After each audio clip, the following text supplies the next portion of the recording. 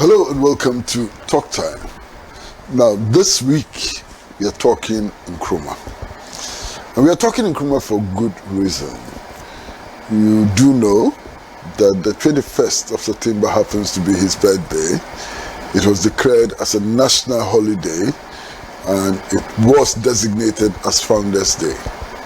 But so much has changed since Nana Addo Dankwa Akufo-Addo came to power. It is now supposed to be an Nkrumah Memorial Day. Why?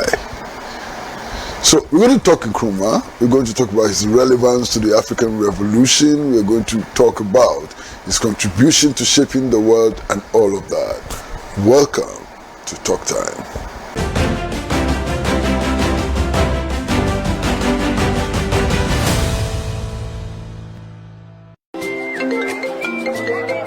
Hello, information. Madam, May I have still not got the money for that list of expensive building materials you sent to me. The price of the iron rods have been increased too much, added. Madam, relax. Look, that's not why I did call.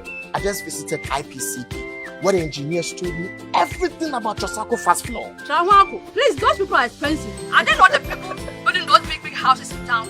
I beg going to guys. Madam, in fact, I used to think the same until I visited their office today, and they gave me an estimate of how much it will cost. No more, the estimate is free. It's cheaper than the one I even sent you. Wow. Building contractors, foremen, masons. Visit IPCP, the Trasacco Fast Floor. Engineers will assist you build an affordable, faster and stronger building. Oh, madam. It is done. Wow. Trasacco Fast Floor. Stronger, faster and affordable. This is a Trasacco construction product.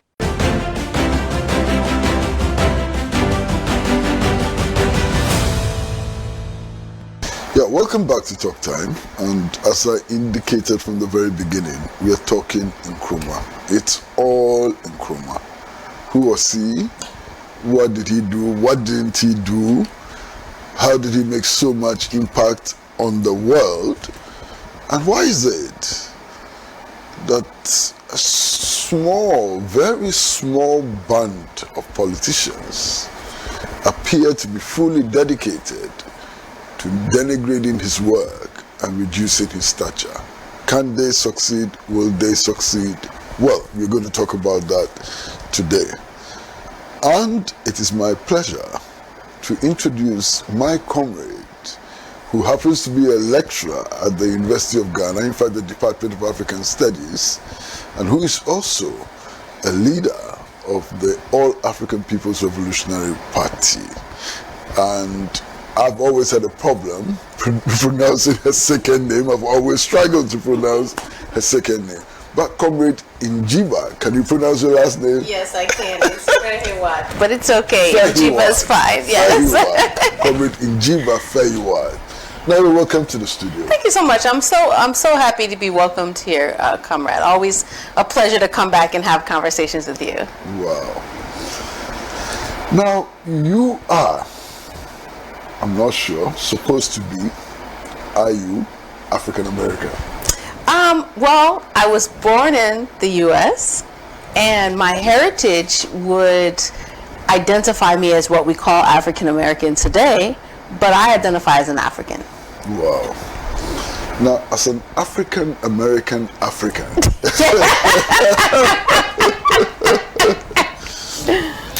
what does Nkrumah mean to you? Well, I mean, I think Nkrumah, Kwame Nkrumah, the visionary, the man, Kwame Nkrumah, the symbol, Kwame Nkrumah, even a metaphor, is really personally responsible for my career trajectory. You know, I initially came to Ghana in the 90s as a study abroad student, and I didn't even know who Kwame Nkrumah was. But then I became curious and excited to learn about Ghanaian history as I was taking courses and engaging with Ghanaians. And then I realized I really want to study this man, this great Pan-African leader, Kwame Nkrumah, right? Because he's done so much for African people globally. Not just Ghanaians, but African people. You know, he has inspired generations of African people globally, right? If you talk to any African person in the diaspora about Africa, about Pan-Africanism, the first name that comes up is Kwame Nkrumah.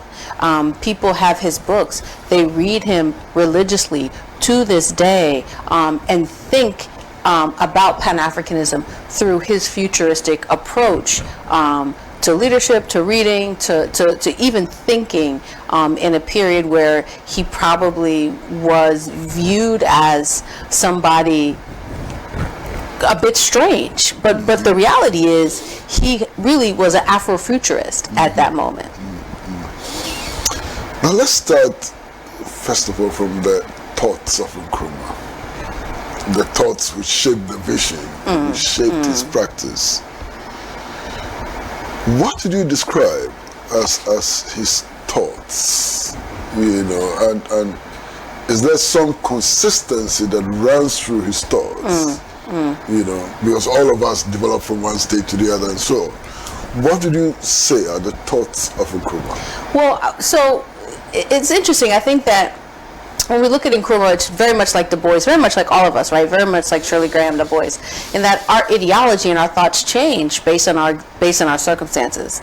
So, you know, as we recall, you know, Nkrumah was obviously born in Ghana. He went and he studied in this space, and his view of the world probably was not as complex as it was when he came back to Ghana, right? Yeah. And that's because he interacted throughout his life with different African people, different people who are fighting the imperialism, right? And he was in different African organizations. You know, when Nkrumah left Ghana, he went to Lincoln University, where I actually had the pleasure of teaching for a year last year, and it was a really great experience. And he engaged with, you know, various African people born in various spaces. That began to also open up his understanding and view of Pan-Africanism. You know, when he went to London and he worked with, you know, Padmore, right? Du Bois, exactly. And with the Pan-African Congress, all of a sudden you see another level of Nkrumah's Pan-African, you know, experiences. I mean, when he was in London, they were in the West African National Secretariat, right, or the West African Student Union, you know, and they were talking about West African unity. Once he then comes back to Ghana, right, again, full circle, he's talking about African unity, not just West African unity. And so when I think about Nkrumah's thoughts, I and sort of the underlying perhaps similarities, maybe I'd say three things. I think his thought has always been about African liberation. He's a philosopher, and so he's philosophically thought about where Africa is, how Africa can advance, and also the challenges that Africa's face. Let's not forget that his book, Consciencism, philosophy to decolonize African people, right? He's talking about decolonizing African people politically, economically, socially. And so when I think about his thoughts, I think back to the fact that his thoughts, his ideas, his entire life is dedicated to African liberation, African revolution, and Pan-Africanism. And so what's underpinning him is the fact that African people must have agency to manage their own affairs, and African people bring something to humanity, and what we bring to humanity shouldn't be truncated because of this thing called imperialism. Did those who believe that he was a communist? Was he? Well, Nkrumah says he's a socialist. And at some point, I believe he even talked about communism. He said he was a Marxist. For me, I don't even think that that's a problem, right? Because I don't see that there's a problem. I was even speaking earlier today, and I'm like, you know, people are like, oh, well, Nkrumah was a communist, or he was a socialist, and this is a European, you know, ideology, or it's not African, or whatever the case may be. Well, capitalism isn't African either. But we're living in a capitalist society where people embrace capitalism. I literally said this like 2 hours ago. I was down by Osu yesterday, right? And you know that one Osu or one Oxford Street, that huge building that you can see probably from the airplane when you're landing in Accra. And that is going for, I don't even know how many, millions to buy a place or to rent a place or whatever. You and I, will struggle to get in the front door. And then opposite that, people are living in their kiosks. That doesn't sound like it's humanistic to me, right? You've got, $1 million homes in Ghana, right? You've got, buildings where people are not occupying apartments or flats, and then right next to it, you've got folks that are not eating 3 meals a day. So if anybody thinks because socialism was a European thing, we shouldn't do it, or it's not African. First of all, socialism is about the people controlling their resources. It's about the people having a relationship to the mode of production. It's about having access to healthcare, education, employment, etc., right? That, in my opinion, whether you call it socialism or whatever you call it, that is what we need to be pushing for. We surely shouldn't be pushing for a space where you have to pay $1 million for a flat, or you can't enter a place to even use the washroom if you're not a certain class. So to me, if he's a socialist, I'm down with that. If he's a communist, I'm down with that, because that's what I also believe. What about a personality like Paul Robson? And a huge African personality, who was openly communist. How would he compare with somebody like Nkrumah? Well, I'm not really a Paul Robinson scholar, so you don't have to be. Let me just say that. Let me say this. I think the difference between a Paul Robinson or some of these other sort of communists is that Nkrumah had the ability to practice socialism and Pan-Africanism and communist traits in a state, right? And I think that that's a difference. I think that we certainly can be, we can believe in communism, we can believe in socialism, but how you implement it is really where the rubber hits the road, right? And Nkrumah took his beliefs, his Pan-African socialist beliefs, and he implemented them in Ghana. And for me, that is what also sets him apart from many African intellectuals, right? Those who were communists or socialists or pushing these ideas or believed in these ideas. And this isn't a slight to anybody, right? You and I, for example, we don't have the opportunity to take our beliefs and at this time, I mean, maybe in the future, but we don't have the opportunity to implement them in a state apparatus. Nkrumah had that opportunity, so that really sets him apart. He could have come in and done like many of his associates did during that time, his contemporaries did, and just enjoy capitalism and stack his pockets, and he didn't do that. Yeah. The link I was trying to make is that you have Paul Robson, born in the United States of America, and he was virtually everything. Right. Boxer, writer, poet, musician, everything. And within those circumstances, he came to socialism. And then you have Nkrumah, born in Nkrumah, small village in the western region, to illiterate parents, whatever, sought to become an academic and an activist, also ended up in socialism. Perhaps there must be something which draws these Africans in struggle to socialism. Is there? Yeah, that's a great link, which I totally missed, but I'm glad, I'm glad you brought me back to the link. No, I mean, I think there is. I mean, I think that there's also this question about, so for me, I think that if you look at any African who is a revolutionary, who is justice loving, right, they have to clearly see that something is wrong with capitalism, right? And so when you begin to study economic systems, right, as Paul Robinson did, as Nkrumah did, as Sekou Touré, as all of these folks, Julius Nyerere, Shirley Graham Du Bois, Amy Jacques Garvey, etc., they begin to see that three things, in my opinion. One, that when you're born into a system and there's an existing economic system, it doesn't mean that system really works for African people, right? Yeah. One. Two, they begin to recognize that capitalism is inherently exploitative. Capitalism is inherently anti-human. Capitalism is inherently individualist, and quite frankly, it's inherently anti-African. Right, the very introduction of Africa to this capitalist system has been through the exploitation of our human bodies, right, of our resources. Yeah. So anybody with any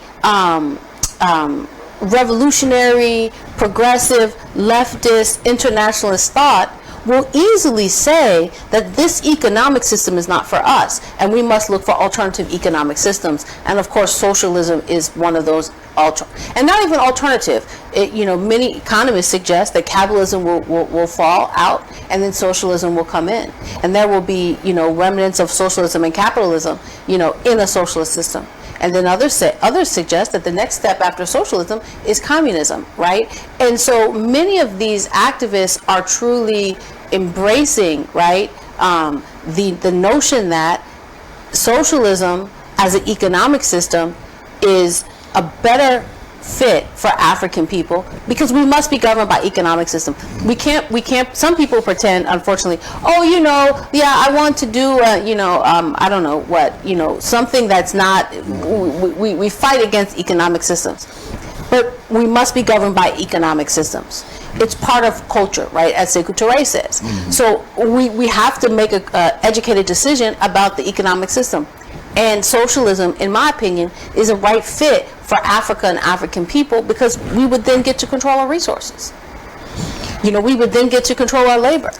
We would then not have, the levels of disparity that we currently see in Ghana and throughout global Africa. Nkrumah influenced a lot of trends and organizations and so on. And the organization that you belong to had leaders who sprang from the Black Panther movement. What is it about Nkrumah which caught the attention of young militant revolutionary activists in the United States of America, to the extent that many of them became Nkrumahs? What is it?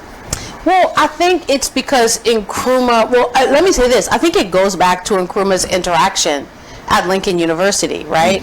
And in Pennsylvania. Nkrumah wasn't just, and this predates Black Panther Party, Nkrumah wasn't just sitting at Lincoln studying. Nkrumah was at the Black church. Nkrumah was interacting with many people throughout the diaspora in the U.S. Nkrumah,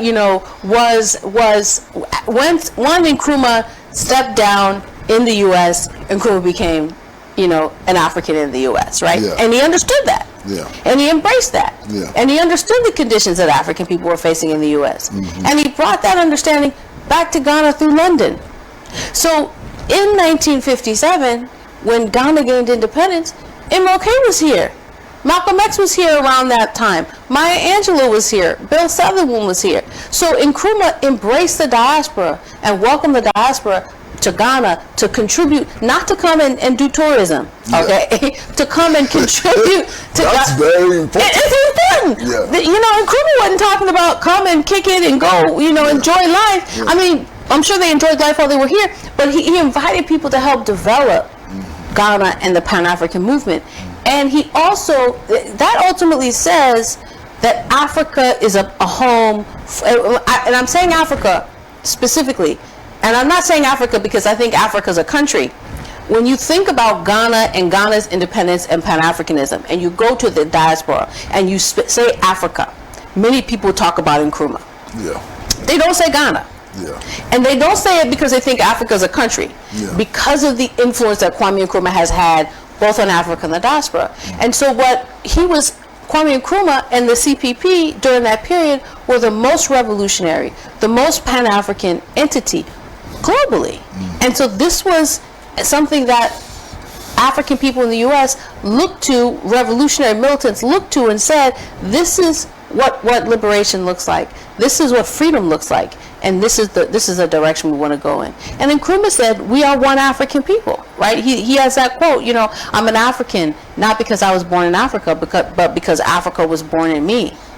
That in itself is a serious statement to diaspora and African people who were violently torn away from their rights as human beings to point out where they come from on the homeland. The diversity of African Americans and the way they related to Nkrumah sometimes is interesting. So you have the Muhammad Ali type, anti-racist and all of that, but also hugely Islamic, and still looked up to Nkrumah and formed, was one of those who came here for inspiration and so on.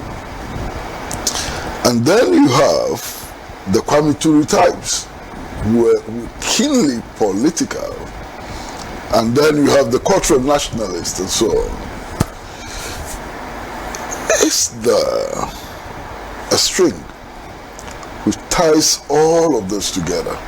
The cultural nationalist, the socialist pan-Africanist, the religious expression, of Africanness and so on. Can there be a string that ties all of those together? Well, I mean, I think that, you're raising really good questions that I think we really need to think about more critically, right? First of all, I think the string, in my opinion, is and this is going to sound very loose, but I think it's really important. It's Africanness as a political project, African identity, right? As a mode of liberation, I think is a string. And I also think it also speaks to the complexity of Nkrumah, right? It speaks to Nkrumah's ability to move between space. It speaks to Nkrumah's ability to have something in common with the Muslim like Muhammad Ali, with the Kwame Ture, and also with cultural nationalists, right? It speaks about it. His vision, his complex vision and total vision of African people, right? As agents of their own development, right? Culturally, socially, politically, and economically. It appeals to many people because we're missing that, right? We're missing our agency in places both inside the continent and outside the continent. There was a time when, African people in the U.S., and I was, of course, one of them, have this romantic view of living on the continent or being back home, and then you find yourself in the space and you say there's no romance. When people can't eat, there's no romance, right? We must recognize that. And what he shows us also is that when he was deposed, right, violently deposed on his way to broker peace, which is ironic, he goes and he becomes co-president in Guinea, right? And then you think to yourself, this African has come from Ghana to Guinea to be co-president. He doesn't speak French, right? He's continuing his crusade. He's continuing to push for Pan-Africanism, and his probably his most dynamic writings, right? Clear writings come when he's in Guinea. It tells you that your location doesn't dictate your contribution to the African Revolution. What dictates your contribution to the African Revolution is the actual physical, intellectual, spiritual, cultural, economic contributions to the African Revolution. So for me, and I know this is kind of like a roundabout response, but for me, I think the thread that you see is that as African people globally, Nkrumah made it possible for Africa to be primary. Africa is primary in this space. Nkrumah made it possible for the Pan-African movement to come back home. Organized Pan-Africanism came back home in 1948, right? And more so, it was really launched in 1958 at the All African People's Conference, right? That is what is the string that binds these various entities. And I was at the airport once going back to the U.S., and there was during this year of return thing, and everyone was promoting return to Ghana, year of return, bring all this tourism, blah blah blah blah blah. And I saw a sister in the airport. She was behind, she was in front of me checking in, and guess what she had underneath her arm? The autobiography of Kwame Nkrumah. Wow. Yes, and I know she came to kick it because everybody was here during that 2019. They were here out, and it was December too. So it was Ghana in December. So everyone was out at the club and doing this and that Afro-cello, whatever the case may be. But when people were leaving, they had the handbook, the autobiography of Kwame Nkrumah under their arms. So that tells you the power of Kwame Nkrumah. Well, you spoke already about the Manchester Conference, the 5th Pan-African Congress. We'll come back to that. We're going to take a short break, and when we come back, we'd like to look at the impact of the 5th Pan-African Congress on the liberation of the African people. Maybe we would also even look at how it came about. Short break.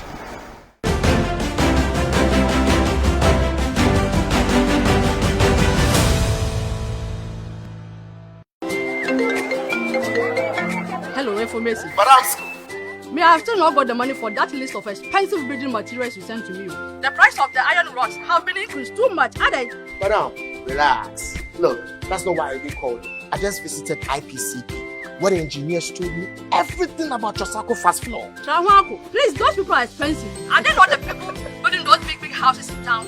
I beg Bonus Cassia. Madam, in fact, I used to think the same until I visited their office today, and they gave me an estimate of how much it will cost. No more, the estimate is free. It's cheaper than the one I even sent you. Wow. Building contractors, foremen, masons. Visit IPCP, the Trasacco Fast Floor. Engineers will assist you build an affordable, faster and stronger building. Oh, madam, it is done. Wow. Trasacco Fast Floor. Stronger, faster and affordable. This is a Trasacco construction product.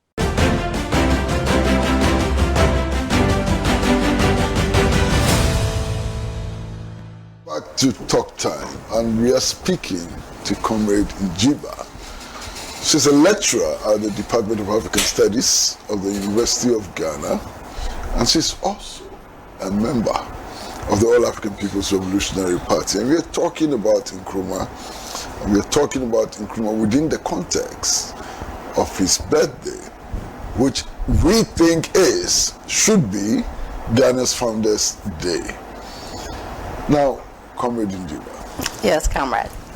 You mentioned the Pan-Africanist Congress of 1945 in Manchester. And it's been credited to be one of the forces that spurred the national liberation struggle in Africa. At first, how did it come about? There have been 4 Pan-African Congresses earlier. How did this one come about? And how come that this one became so important in the struggles of the African people? Well, comrade, I think this is a really good point. Just as a reminder, there was one in 1900, and that one was organized by W.E.B. Du Bois. And I think it's important to note that, there was a conference in 1900, and then they sort of transitioned to congresses, right? Yeah. And conferences are these sort of wide-scale events of people coming together, engaging, having conversations, and then congresses are really events in which one has declarations, issues, recommendations, right? So it's a more binding kind of an engagement. And it's smaller oftentimes. Congresses are smaller, and oftentimes you should represent entities or bodies. And so, of course, there was the 1900 conference, and then they transitioned to congresses, right? And there was 1918, there was 1923, so there was some level of confusion. And then the 5th Congress was in 1945. And that 5th Congress, I think, was most significant because it was the most Pan-African. The conference and congresses leading up to the 5th Congress, they were, quite frankly, dominated by the diaspora, right? Yeah. And we know this is because of political events, because during that time, you know, the continent was engulfed in colonialism. So, I mean, are you going to go and get a passport and ask for permission to go to a Congress that's going to overthrow the colonialists? I mean, you just can't do that. And so there was, of course, the 1919 Congress in Paris was also particularly revolutionary and significant because, you know, at the time, Paris was very much a epicenter of Pan-African activity, which is interesting because now we have a lot of Pan-African activity occurring in so-called Francophone Africa, right? Yeah. And so this is an interesting sort of historical point. And then by 1945, we had African youth, because they were youth at the time, right? Yeah. Who had been students in London. George Padmore was there, W.B. Du Bois, Ezekwe, you know, Nkrumah. These are young men. Primarily, and we know that there were some gender dynamics in, but young men who had left the continent, who had been concerned, who were concerned about Africa's liberation, and we're talking about West African unity, right? And we're pushing for a unified West Africa. This is who made up the participants of the Fifth Pact. Yeah. And the resolutions were revolutionary at best, right? You know, they were talking about liberating the people's land. They were talking about and the resolutions of the Fifth Pact were not just about the continent. They were talking about addressing racialism. They were addressing apartheid in South Africa, right? They were saying that African people need to have a relationship to the government. They need to have a relationship to their resources, right? And so this Fifth Pact really was a catalyst for Nkrumah and other liberation leaders to come, independence leaders to come back home and start organizing inside their respective countries for independence. And what was so significant about this Fifth Pact was that they were in the room in Manchester and they began to critically engage and think about how when they went home they were organizing for independence, but they were organizing simultaneously in different countries with the thought that they were organizing for African unity. So that's what's made it really interesting. And as we all are aware, Nkrumah didn't come straight to Ghana. He stopped in Nigeria, Liberia, different places before he came to Ghana, because he was doing a tour of different West African countries to begin to organize this thing called Pan-Africanism. One significant thing about the resolution of the Fifth Pact, that's the Manchester Conference, was that it called for the construction of a united Africa under the banner of scientific socialism. Quite significant, isn't it?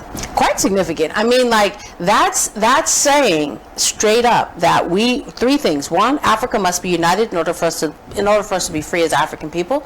Two, it's saying that we must abandon capitalism, right? And we must adopt socialism. Again, we're still talking about socialism today in 2023. This was in 1945. There's something to this connection of socialism to African people's liberation. But also significant is the fact that these were people living under colonialism. Exactly. I mean, just the sheer courage of standing up to capitalism in 1945, when you could end up in prison. Yeah, absolutely. Could get killed. Absolutely. And they stood up against capitalism. That's most significant. Exactly. I mean, exactly. And when you think about it, these were youth that felt like they had nothing to lose, right? And when you're fighting for your very life and your livelihood, you will fight whoever or whenever. And I liken it to, and of course the conditions are different because we're talking about a continent versus a country, but I liken it to our Palestinian sisters and brothers right now, who this war in Palestine, the Palestinians will be victorious. Do you know why, comrade? Because they are fighting for their very survival. Because they would never give up. They'll never give up. Why would you give up? I'm fighting for my children's survival. I'm fighting for my survival. I'm fighting for 5 generations down the line. Yeah. And above all else, I am on the right side of history. Yeah. And these young Africans were on the right side of history. And even the colonialists during that period knew that they were, their reign was falling down, right? And that in itself, because you know, you can see world events turning, right? Let's not forget, during the 40s, we were pre-civil rights. But there was pushback in the U.S. around Jim Crow and segregation. There was pushback across the continent. Even if it was sporadic, it was still there, right? There was pushback across Europe, right? For these, you know, to organize these entities. These organizations, the West African National Secretariat, they were known to, you know, MI5, CIA, FBI. They weren't hidden underneath a couch anywhere. They knew that they were organizing. So it was only a matter of time that that their efforts would shift the power structure. Now, what do you think was the impact, real impact, of the Fifth Park in Manchester on the liberation movement generally and the effort to build African unity? Wow. So I think that this is a really important point, because I think the Fifth Pack came at a moment where Africa was ready for liberation, right? And it also was led by African youth who were also ready to lead liberation movements. I think it was significant in that these Africans were in the room talking about African liberation and also talking about the liberation of their independent countries. They then left that place. They left Manchester, 45, found their way, and they continued organizing in London, getting the foundation right. They didn't just run back home.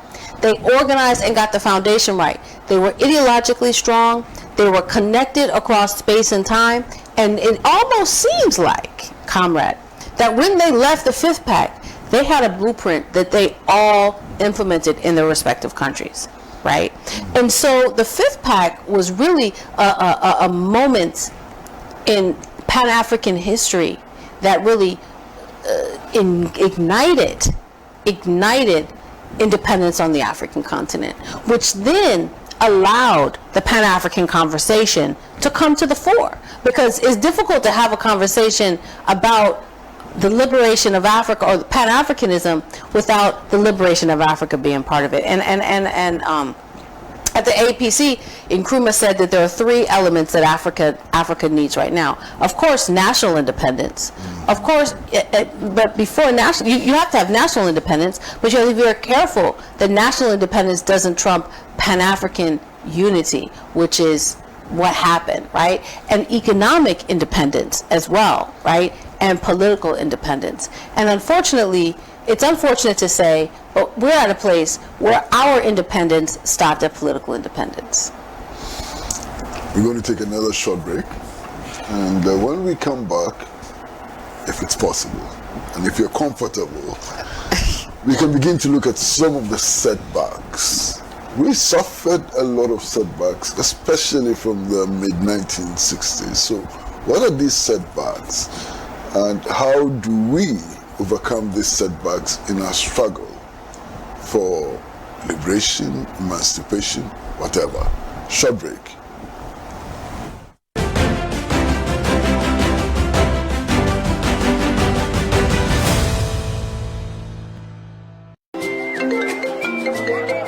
Hello, information. Madam, Me, I have still not got the money for that list of expensive building materials you sent to me. The price of the iron rods have been increased too much, added. Madam, relax. Look, that's not why I even called you. I just visited IPCP, where the engineers told me everything about Trasacco fast floor. Trawanko, please, those people are expensive. Are they not the people building those big houses in town?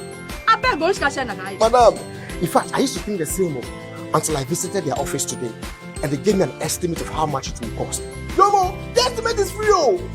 It's cheaper than the one I even sent you. Wow. Building contractors, foremen, masons. Visit IPCP, the Trasacco Fast Floor. Engineers will assist you build an affordable, faster and stronger building.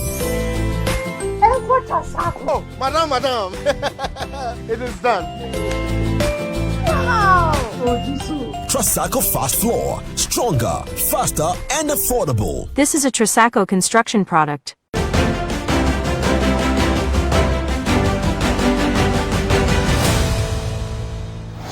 Welcome back to Talk Time, and we are in conversation with Comrade Mjiba. Academic, activist, everything. I like that. Now, just before we went on the break, we started to talk about the setbacks. Now, what are some of the setbacks that we have suffered as African people in the struggle to liberate ourselves? Well, unfortunately, there's many. And I think it's important to have this conversation so that we sort of know where to go. Of course, there was the internal struggles in the continent around how to unify Africa, right? So there were some African leaders that were interested in national sovereignty, right? And were unfortunately excited by, or they saw stars in capitalism and the West, right, in the U.S. sort of model, and they were concerned with developing their nation, right, so-called sovereignty. And then there were other Africans, and these folks we call the gradualists, right? And then there were the other comrades. These folks were in the Monrovia group, and the other comrades were in the Casablanca group that were saying, we must unify Africa now, because if we don't unify Africa now, and we're concerned with our own sovereignty, our dreams of African unity will fall, and we will be so engulfed in this capitalist system, and we'll be almost like peas, the small peas that you're cooking and you're trying to find the small pea, like that's what we will be in a global system, and that's what we are. And so these internal fights, which of course also led to the founding of the Organization of African Unity, divided many African leaders during that period along ideological lines, right? We can say those that were pro-Pan-Africanism now, right, and pro-socialism, and those that were really saying Pan-Africanism, or they wanted unity, but they were really pro-capitalist, right? And I'm not talking Julius Nyerere, because Julius Nyerere was a socialist through and through, right?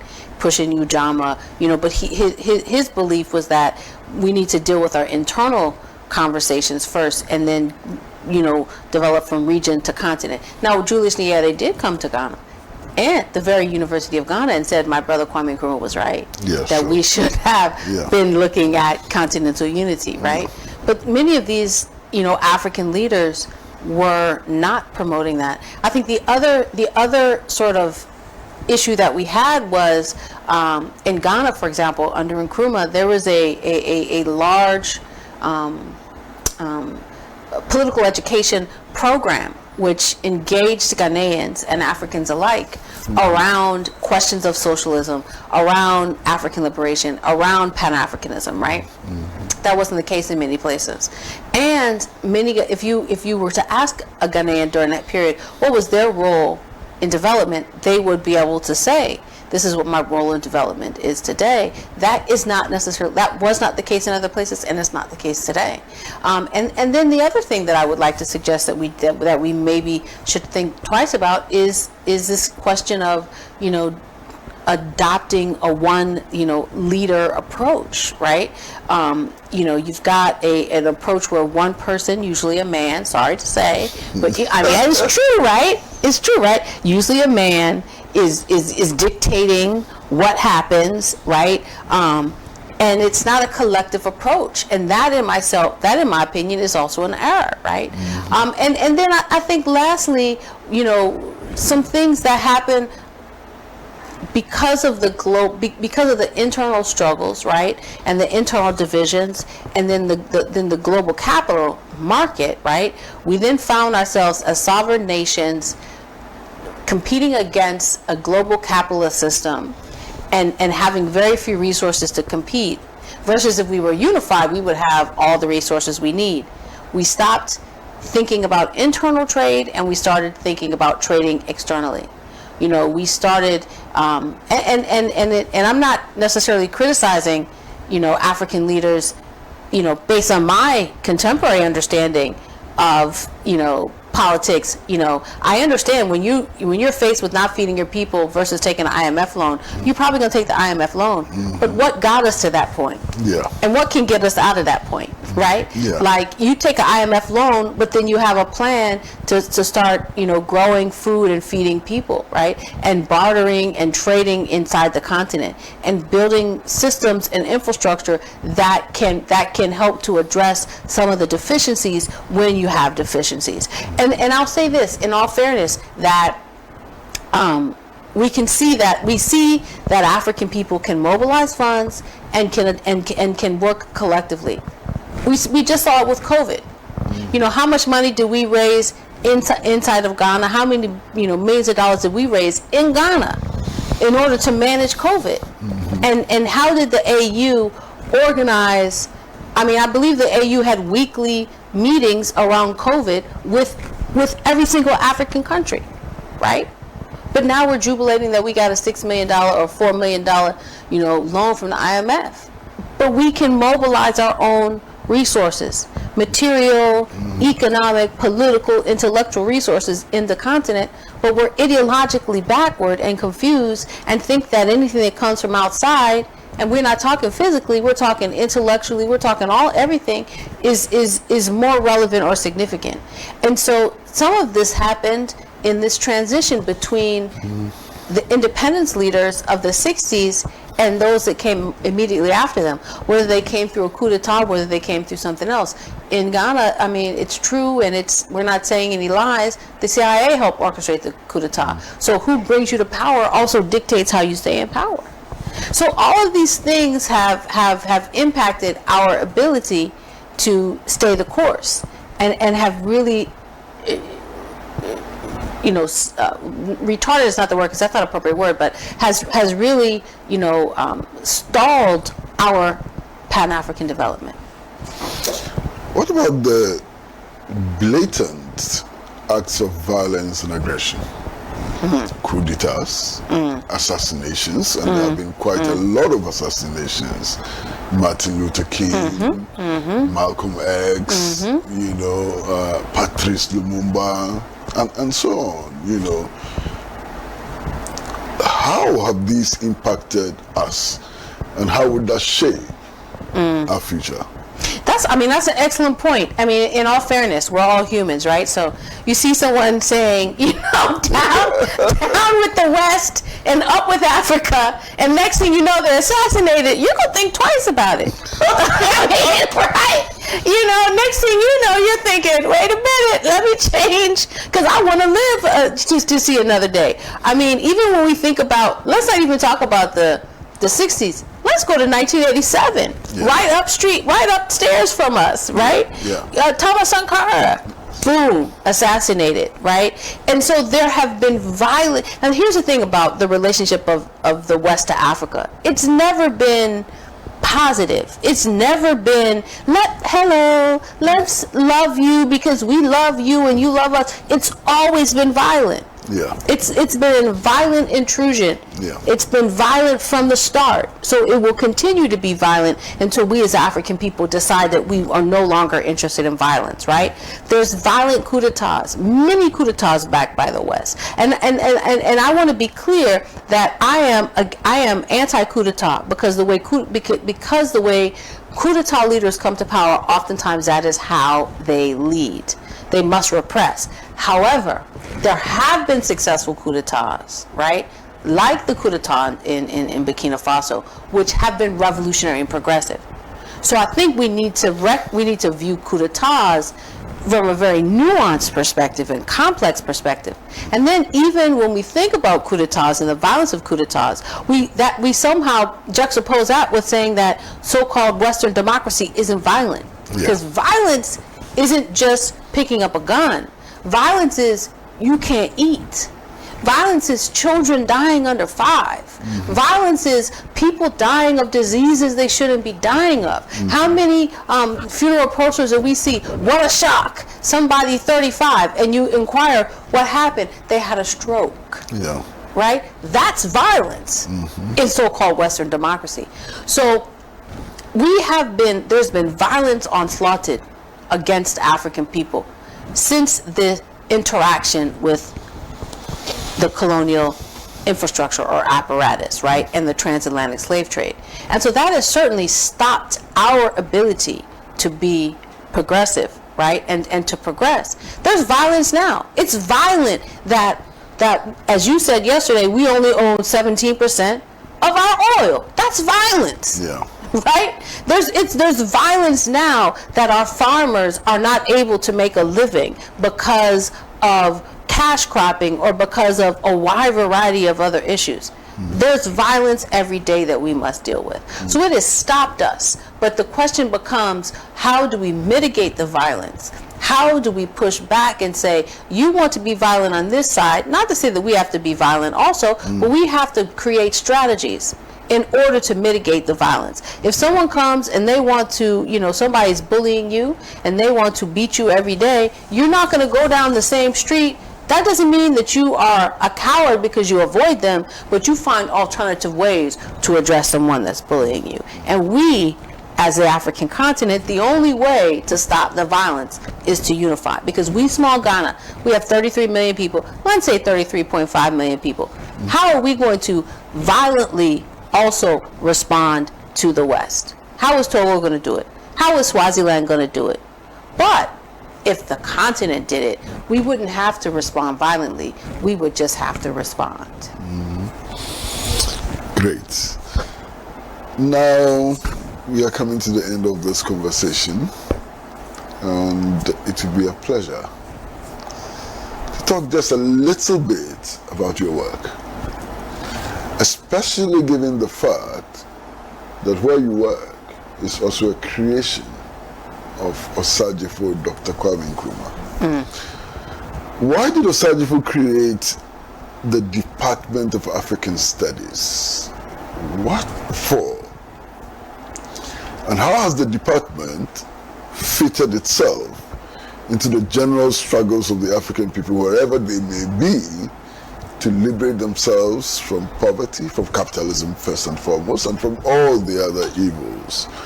Now we are taking a short break, and when we come back, we're going to look at the Department of African Studies of the University of Ghana, which is one of the many, many legacies of Osajifo Dr. Kwame Nkrumah. Short break.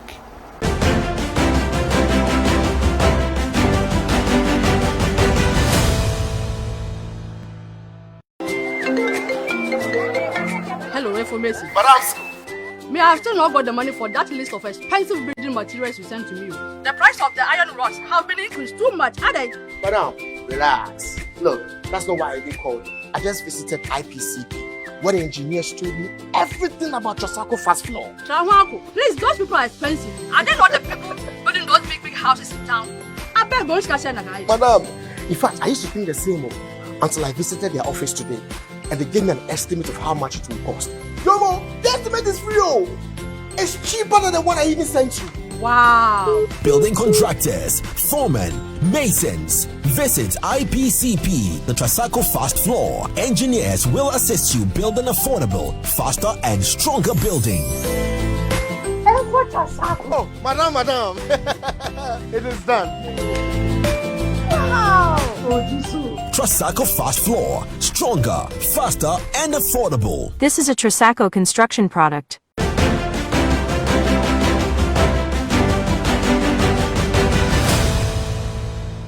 Welcome back to Talk Time, and we are in conversation with Comrade Mjiba. Many titles: lecturer, Institute of African Studies, University of Ghana, member, A-APRP, and many things, including my friend. That's the most important one. My friend and comrade. Yes. Now, where you work, African Studies, Why did Nkrumah create it? And what has it been doing? And what has the impact been? Well, I think if we think about the impact of the Institute of African Studies, we have to go back to the 1963 African Genius speech, the speech where he inaugurated the Institute of African Studies.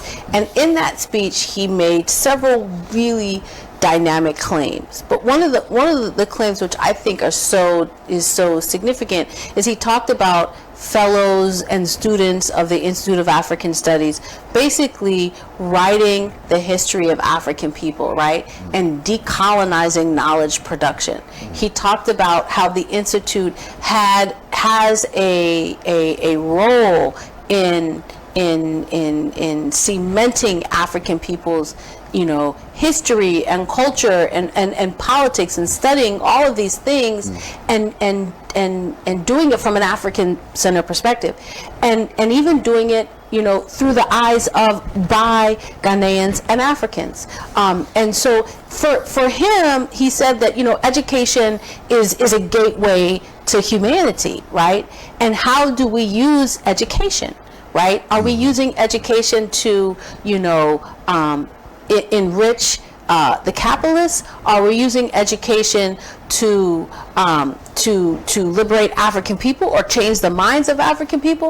Or are we, what exactly is the purpose of education? And the Institute of African Studies believes that educating African people globally, global African people, should really be about thinking, researching, teaching, and examining Africa from an African-centered perspective. And for the absence of doubt, this doesn't mean that we don't, think about, read, and interrogate other people's theories and research, because we recognize that as you interact with people, your ideas change. You may borrow something from, I love Paulo Freire, who is a Brazilian, right? Yeah. I quote Paulo Freire every 5 minutes. And I even have an article where I compare Amilcar Cabral and Paulo Freire's understanding of, education as a transformative agent, right? And so the Institute of African Studies, we embrace this notion of solidarity amongst the global South, and engaging with people, globally, actually, who are interested in telling the true history and researching the true history of African people. And so the Institute of African Studies places African agency in the forefront, right, of our research. We tell our students, listen, this is a time for us to begin to examine conceptually, methodologically, African people and the contributions that we have made to society, and also where we need to go in the future, right? Because we as African people have things that we need to address, or challenges we must address. Let us create solutions to those problems from an African-centered perspective. And so that's sort of where you see the Institute of African Studies. We have multiple sections: history and politics, which I belong to, societies and culture. We have media and visual arts. We have music and dance. We have language, literature, and drama. All of these sections engage with different components of global Africa, right? Mm-hmm. And then we begin to create research and really ideas which African people globally can take up and take to the next level, right? And create solutions based on our research about into any issue, right? That may be addressing any issue or any phenomenon in the African world. And so my specific work, I look at sort of three things. I work with Julius Nyerere and Kwame Nkrumah's Pan-African policies, mm-hmm. and I'm looking at them from a decolonial and gendered perspective. What were they doing?